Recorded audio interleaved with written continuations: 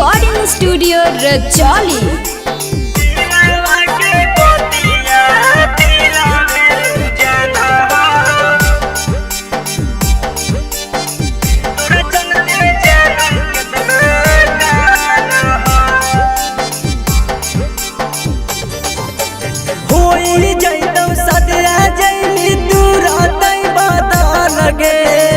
जाके ससुरवा जइमे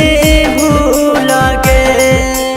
होई जइतौ सदिया जइमी तूरा तई बदल गे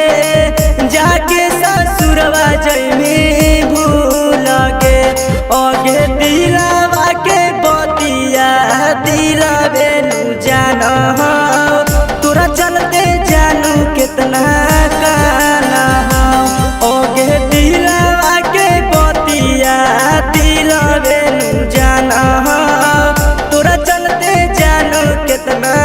काना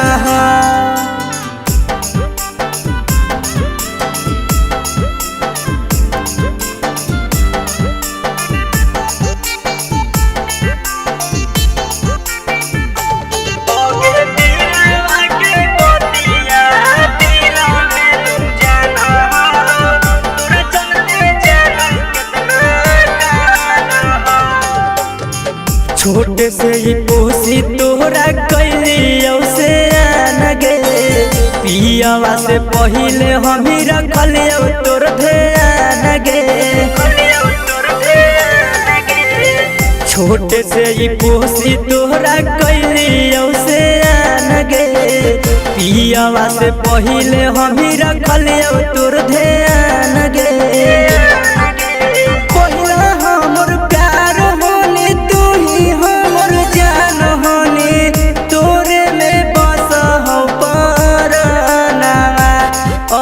दिलवा के बतिया दिलवे नु जाना तोरा चलते जानो कितना काना ओगे दिलवा के बतिया दिलवे नु जाना तोरा चलते जानो कितना काना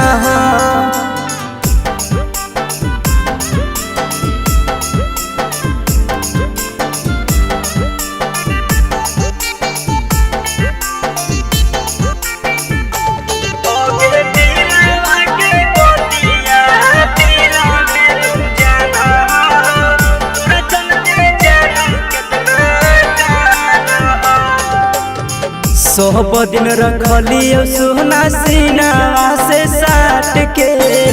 याज काहे जाई ससुर हमारा तू डांट के सब दिन रखलियो सोना सीनावा से साट के आज काहे जाई ससुर हमारा तू डांट के राजू